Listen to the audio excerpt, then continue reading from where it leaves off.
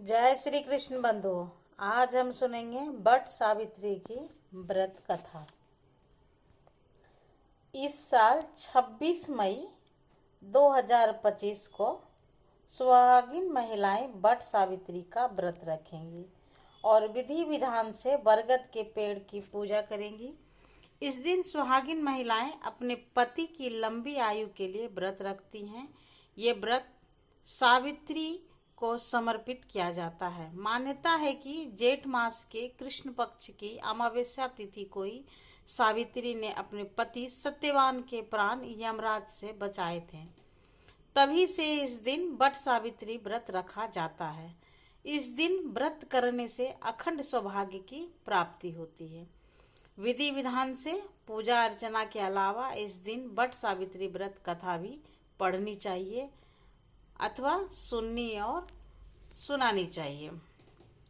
अब सुन लेते हैं बट सावित्री की व्रत कथा। पौराणिक कथा के अनुसार मद्र देश में अश्वपति नाम के धर्मात्मा राजा का राज था।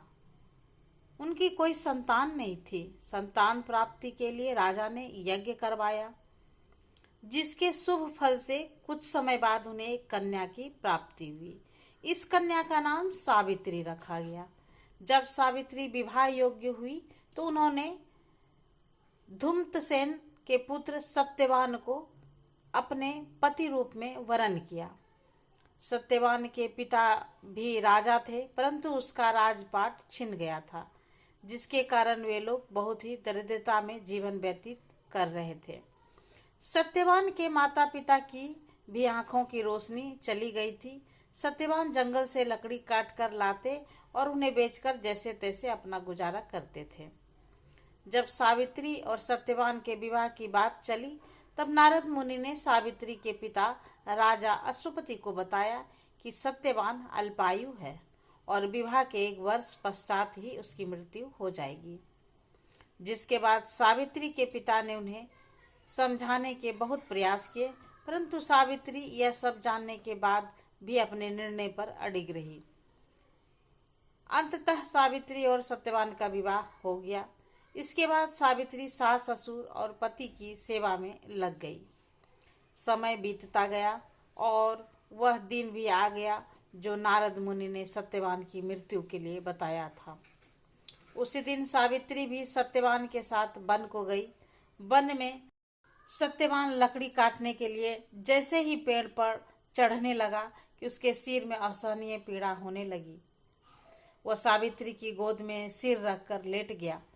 कुछ ही समय में उसके समक्ष अनेक दूतों के साथ स्वयं यमराज खड़े हुए थे। यमराज सत्यवान की आत्मा को लेकर दक्षिण दिशा की ओर चलने लगे। पतिव्रता सावित्री उसके पीछे चलने लगी।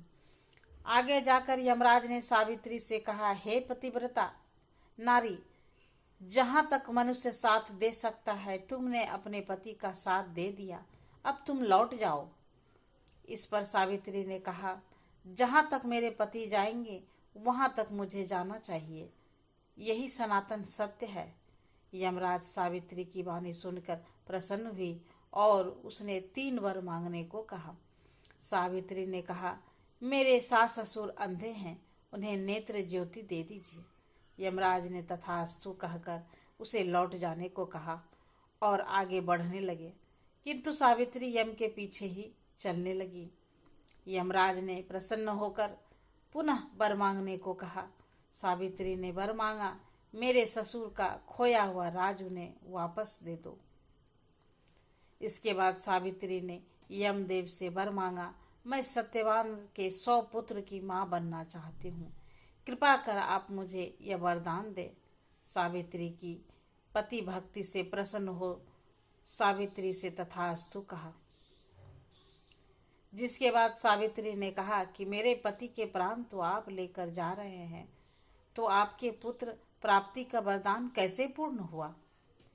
तब यमदेव ने अंतिम वरदान को देते हुए सत्यवान की जीवात्मा को पास से मुक्त कर दिया।